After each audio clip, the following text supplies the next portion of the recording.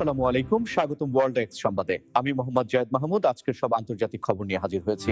শুরুতেই জানিয়ে দিব সংবাদ শিরোনাম, তারপর বিস্তারিত। ইসরায়েলে শব্দের চেয়ে ১৩ গুণ বেশি গতির ক্ষেপণাস্ত্র হামলা ইরানের। ভিডিও পোস্ট করে মৃত্যুর গুজবের জবাব দিলেন নেতানিয়াহু। ইরানে আরও হাজার হাজার টার্গেটে হামলার পরিকল্পনা ইসরায়েলের। হরমুজের সুরক্ষায় চীনকে নিয়ে জোট করতে চান ট্রাম্প। সৌদি আরবে ৯০ মিনিটে ধেয়ে গেল ৩৭ ড্রোন। এই বিষয়ে আপনার মতামত কমেন্টে জানান এবং যুদ্ধের সব আপডেট আগে পেতে চ্যানেলটি সাবস্ক্রাইব করে যাবেন। আসসালামু আলাইকুম, স্বাগতম জানাচ্ছি ওয়ার্ল্ড এক্স সংবাদে। আমি মোহাম্মদ নাহিদ ইসলাম। এতক্ষণ শুনছিলেন সংবাদ শিরোনাম, এবার বিস্তারিত। মধ্যপ্রাচ্যের ভূ রাজনৈতিক সমীকরণে নতুন করে এক বিশাল প্রযুক্তিগত ও সামরিক উত্তেজনার সৃষ্টি হয়েছে, কারণ ইরানের পক্ষ থেকে ইসরায়েলের দিকে এমন এক অত্যাধুনিক ক্ষেপণাস্ত্র নিক্ষেপ করা হয়েছে যার গতি শব্দের চেয়ে প্রায় ১৩ গুণ বেশি বলে দাবি করা হচ্ছে। এই ঘটনাটি আন্তর্জাতিক প্রতিরক্ষা বিশ্লেষকদের মধ্যে ব্যাপক আলোচনার জন্ম দিয়েছে, কারণ শব্দের চেয়ে এত বেশি গতির ক্ষেপণাস্ত্র, যাকে সামরিক পরিভাষায় হাইপারসনিক মিসাইল বলা হয়ে থাকে, সেটি বর্তমান বিশ্বের প্রচলিত র্যাডার বা প্রতিরক্ষা ব্যবস্থাগুলোর জন্য এক বিশাল চ্যালেঞ্জ। যখন কোনো আকাশযান বা মিসাইল ম্যাক ৫ বা তার চেয়ে বেশি গতিতে ভ্রমণ করে, তখন তাকে ট্র্যাক করা এবং মাঝপথে ধ্বংস করা অত্যন্ত কঠিন হয়ে দাঁড়ায়। আর সেখানে এই মিসাইলের গতি ম্যাক ১৩ বা শব্দের ১৩ গুণ বলা হচ্ছে, যা নিমেষেই শত শত কিলোমিটার পথ পাড়ি দিতে সক্ষম। এই ধরনের প্রযুক্তির ব্যবহার এটাই প্রমাণ করে যে আধুনিক সমরাস্ত্র প্রতিযোগিতায় দেশগুলো কতটা অগ্রসর হচ্ছে এবং এটি আঞ্চলিক নিরাপত্তার ওপর কতটা গভীর প্রভাব ফেলতে পারে।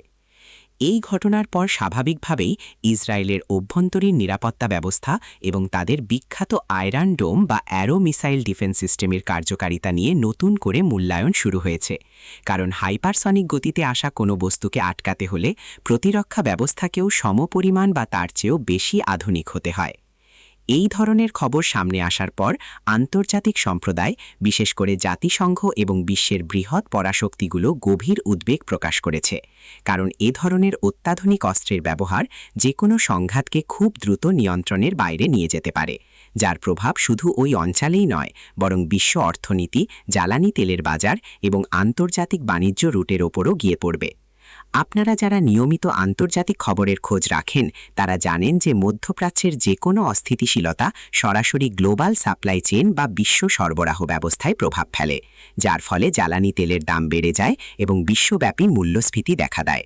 তথ্য প্রযুক্তির এই যুগে গুজব ছড়াতে খুব বেশি সময়ের প্রয়োজন হয় না, আর ঠিক এমন একটি গুজবেরই শক্ত জবাব দিয়েছেন ইসরায়েলের প্রধানমন্ত্রী বেনিয়ামিন নেতানিয়াহু, যখন তার মৃত্যুর একটি ভুয়া খবর সোশ্যাল মিডিয়ায় দাবানলের মতো ছড়িয়ে পড়েছিল এবং পরিস্থিতি নিয়ন্ত্রণ করতে তিনি নিজেই একটি ভিডিও বার্তা পোস্ট করে জনসম্মুখে হাজির হন।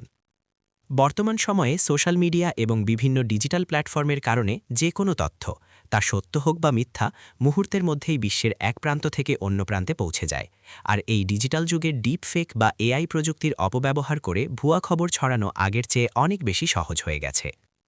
নেতানিয়াহুকে নিয়ে ছড়ানো এই মৃত্যুর গুজবটিও ঠিক এমনই একটি ইনফরমেশন ওয়ারফেয়ার বা তথ্যযুদ্ধের অংশ ছিল বলে অনেক বিশ্লেষক মনে করছেন, কারণ যখন কোনো দেশে বা অঞ্চলে রাজনৈতিক এবং নিরাপত্তা সংক্রান্ত উত্তেজনা বিরাজ করে, তখন প্রতিপক্ষ বা স্বার্থান্বেষী মহল সাধারণ মানুষের মধ্যে আতঙ্ক বা বিভ্রান্তি সৃষ্টির জন্য এই ধরনের মনস্তাত্ত্বিক কৌশল অবলম্বন করে থাকে। এই গুজবটি যখন ইন্টারনেটে ব্যাপকভাবে ছড়িয়ে পড়ে এবং আন্তর্জাতিক সংবাদ মাধ্যমগুলোতেও গুঞ্জন শুরু হয়, ঠিক তখনই সব জল্পনা কল্পনার অবসান ঘটিয়ে তিনি একটি নতুন ভিডিও রিলিজ করেন, যেখানে তাকে সম্পূর্ণ সুস্থ এবং স্বাভাবিকভাবে তার দৈনন্দিন রাষ্ট্রীয় কাজ পরিচালনা করতে দেখা যায়। ভিডিওটিতে তিনি খুব স্পষ্টভাবে বুঝিয়ে দেন যে তিনি বহাল তবিয়তে আছেন এবং দেশের নেতৃত্বদানে পুরোপুরি সক্রিয় রয়েছেন, যা তার সমর্থক এবং দেশের সাধারণ নাগরিকদের মধ্যে দ্রুত স্বস্তি ফিরিয়ে আনে। এই ঘটনাটি আমাদেরকে একটি অত্যন্ত গুরুত্বপূর্ণ বিষয় স্মরণ করিয়ে দেয়, যে ডিজিটাল যুগে শুধুমাত্র ইন্টারনেট বা সোশ্যাল মিডিয়ায় কিছু দেখলেই তা বিশ্বাস করা উচিত নয়, বরং মূলধারার সংবাদ মাধ্যম বা ভেরিফাইড সোর্স থেকে তথ্য যাচাই করে নেওয়াটা কতটা জরুরি।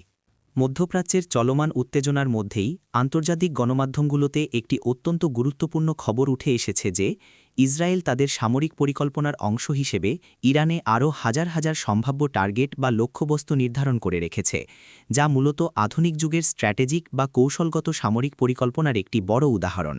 সামরিক বিজ্ঞানের ভাষায় এই ধরনের পরিকল্পনাকে টার্গেট ব্যাংক বলা হয়ে থাকে, যেখানে একটি দেশ তাদের স্যাটেলাইট প্রযুক্তি, সাইবার ইন্টেলিজেন্স, ড্রোন রিকনেসেন্স এবং আন্ডারকাভার গোয়েন্দাদের মাধ্যমে অন্য দেশের গুরুত্বপূর্ণ স্থাপনাগুলোর একটি বিশাল ডাটাবেস তৈরি করে রাখে। এই হাজার হাজার টার্গেটের মধ্যে সাধারণত সামরিক ঘাঁটি, radar station, missile launchpad, drone তৈরির কারখানা এবং গুরুত্বপূর্ণ অবকাঠামো অন্তর্ভুক্ত থাকে, যা যে কোনো সম্ভাব্য সংঘাতের সময় দ্রুত সিদ্ধান্ত নিতে সাহায্য করে। ইসরায়েলের এই ধরনের পূর্বপ্রস্তুতির খবর প্রকাশে আসার মূল কারণ হতে পারে ডিটারেন্স বা প্রতিরোধমূলক মনস্তত্ত্ব তৈরি করা, অর্থাৎ প্রতিপক্ষকে এই বার্তা দেওয়া যে তাদের যে কোনো পদক্ষেপের বিপরীতে কী ধরনের ব্যাপক প্রস্তুতি নেওয়া আছে, যাতে প্রতিপক্ষ কোনো হঠকারী সিদ্ধান্ত নেওয়া থেকে বিরত থাকে।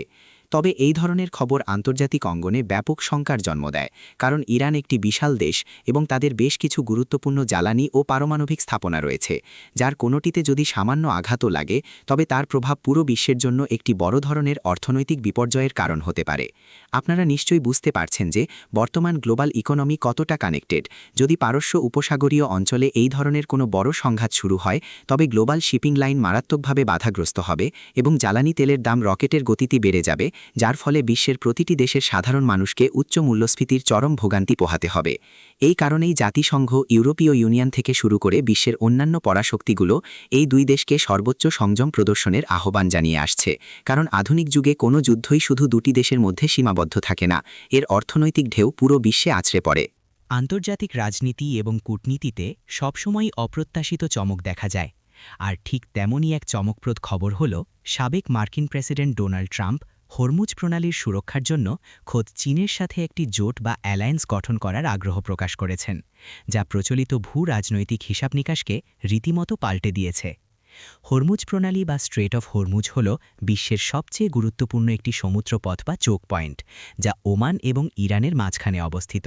এবং আপনারা জেনে অবাক হবেন যে বিশ্বজুড়ে প্রতিদিন যত জ্বালানি তেল সমুদ্রপথে পরিবাহিত হয় তার প্রায় ২০ থেকে ২৫% এই সরু প্রণালীটি হয়ে যাতায়াত করে। এই কারণে হরমুজ প্রণালীতে যদি কোনো ধরনের অস্থিরতা, নৌ অবরোধ বা সংঘাত তৈরি হয়, তবে পুরো বিশ্বের জ্বালানি সরবরাহ ব্যবস্থা মুহূর্তের মধ্যে ভেঙে পড়বে এবং গ্লোবাল ইকোনমিতে একটি বিশাল ধস নামবে।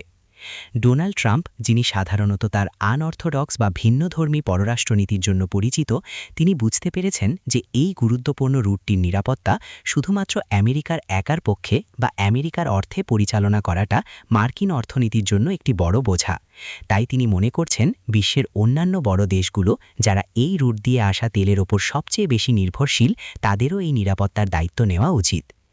এই ক্ষেত্রে চীনের নাম আসাটা সবচেয়ে বেশি যৌক্তিক এবং একই সাথে চমকপ্রদ, কারণ একদিকে আমেরিকা ও চীনের মধ্যে বিশ্বব্যাপী বাণিজ্য ও প্রযুক্তি নিয়ে এক ধরনের নীরব স্নায়ুযুদ্ধ চলছে, অন্যদিকে এই চীনই আবার মধ্যপ্রাচ্যের তেলের সবচেয়ে বড় ক্রেতা এবং তাদের বিশাল অর্থনীতির চাকা সচল রাখতে হরমুজ প্রণালী দিয়ে আসা জ্বালানির ওপর তারা ব্যাপকভাবে নির্ভরশীল। ট্রাম্পের এই চিন্তাধারার মূল ভিত্তি হল মিউচুয়াল ইকোনমিক ইন্টারেস্ট বা পারস্পরিক অর্থনৈতিক স্বার্থ, অর্থাৎ রাজনৈতিক মতবিরোধ থাকা সত্ত্বেও শুধু গ্লোবাল সাপ্লাই চেইন ঠিক রাখার জন্য দুটি পরাশক্তি একত্রে কাজ করতে পারে, যা আন্তর্জাতিক সম্পর্কের একটি অত্যন্ত প্র্যাগম্যাটিক বা বাস্তবসম্মত দিক তুলে ধরে।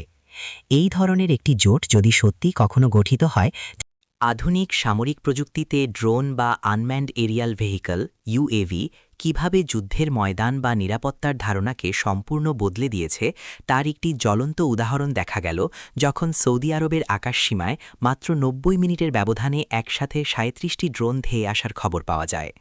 এই ঘটনাটিকে সামরিক পরিভাষায় ড্রোন সোয়ার্ম বা ড্রোনের ঝাঁক হামলা বলা হয়ে থাকে, যা বর্তমান সময়ের প্রতিরক্ষা ব্যবস্থাসমূহের জন্য এক বিশাল লজিস্টিক্যাল এবং টেকনিক্যাল মাথাব্যথার কারণ হয়ে দাঁড়িয়েছে, কারণ একই সাথে এতগুলো ছোট, রাডার ফাঁকি দিতে সক্ষম এবং দ্রুতগামী ড্রোন যখন একযোগে ভিন্ন ভিন্ন দিক থেকে আঘাত হানার চেষ্টা করে, তখন বিশ্বের সবচেয়ে উন্নত রাডার সিস্টেমগুলোরও এগুলোকে ট্র্যাক করে ধ্বংস করতে বেশ বেগ পেতে হয়।